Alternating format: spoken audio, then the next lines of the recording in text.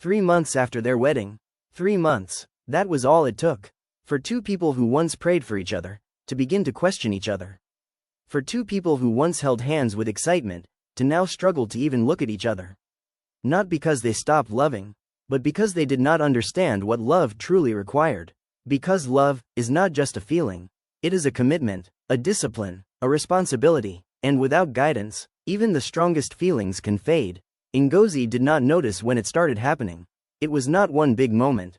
It was many small ones. Moments where she wanted to talk, but he was busy.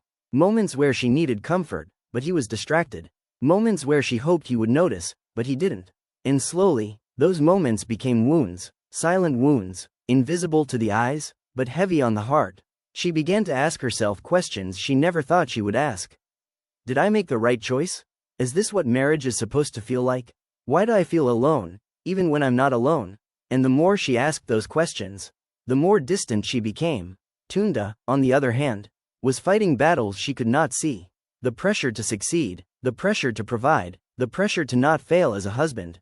Every day, he woke up with one goal in mind: to make things work, but in trying to fix everything outside, he neglected what was inside.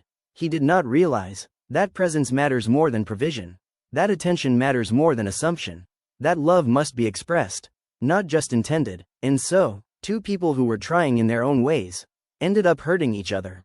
Not intentionally, but deeply. Their conversations change. Where there was once laughter, there were now short replies. Where there was once excitement, there was now irritation. Where there was once connection. And the most dangerous part was that they both believed they were right. Ngozi felt neglected, Tunda felt unappreciated, and instead of meeting in the middle, they stood on opposite sides, defending their pain, protecting their pride. And slowly, love became a battlefield, not a safe place, but a place of tension. A place where words were weapons. A place where silence spoke louder than speech. And one night, that battlefield exploded. The argument was not just about that day. It was about everything. Every ignored moment, every unspoken hurt, every expectation that was never met. And when Ngozi said, "I feel alone in this marriage," she was not exaggerating. She was expressing years of expectation, compressed into months of disappointment. And when Tunda said, "Then maybe you should leave," he was not thinking. He was reacting. Reacting from stress, from frustration, from emotional exhaustion. But reactions have consequences, and sometimes, those consequences change everything. That night, when Ngozi packed her bags, she was not just leaving a house. She was leaving a version of her life she had believed in. A version filled with hope. A version filled with dreams. A version that now felt broken. And as she walked out, she carried more than a suitcase. She carried pain, heart that did not understand how things got this far. Tunda sat there, alone, silent, frozen. He replayed the moment in his mind. The words, the silence, the door closing, and for the first time, he realized something he had been ignoring. He was losing her, not because he didn't care, but because he didn't know how to show it. Days turned into nights, and nights felt longer than ever before.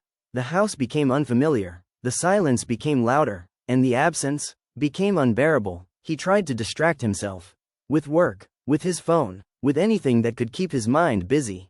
But nothing worked, because when the noise fades, truth speaks, and the truth was simple. He missed her, not just her presence, but her voice, her laughter, her warmth. Meanwhile, Ngozi sat in her mother's house, surrounded by comfort, but still restless, because external comfort cannot heal internal pain. Her mother watched her quietly, not rushing her, not forcing advice, just observing, waiting for the right moment. And when she finally spoke, her words were calm, but powerful. "You are not the first to feel this way, and you will not be the last. But the question is not what he did.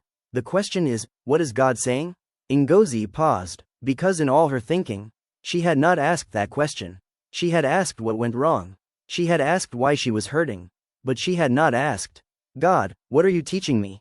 And that shift changed everything. Because when you stop focusing on the problem and start seeking God, perspective begins to change. That night, Ngozi prayed, not a perfect prayer, not a long prayer, but a real prayer. "Lord, I don't understand this, but I need you."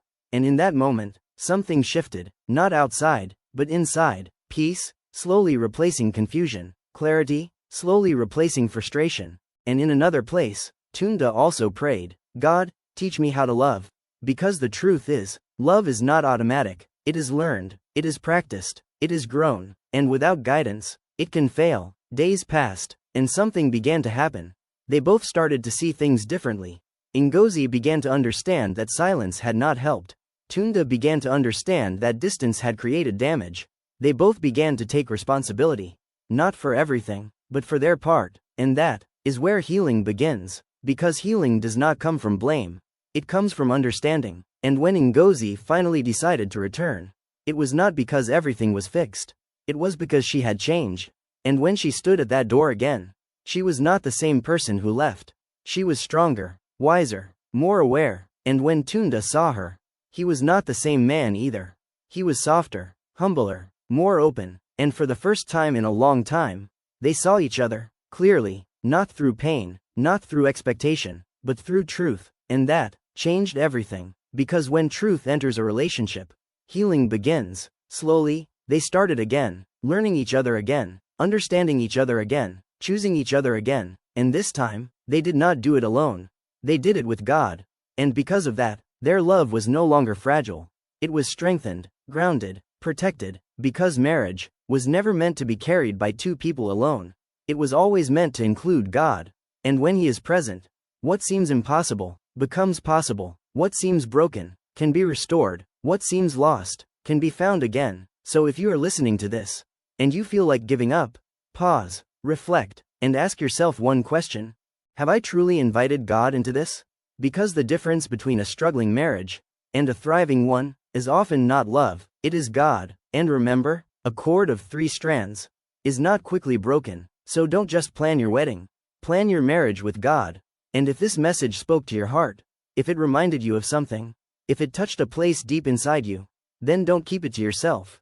Like, share, and subscribe, because someone else, somewhere, is going through the same thing, and your share might be the answer to their prayer.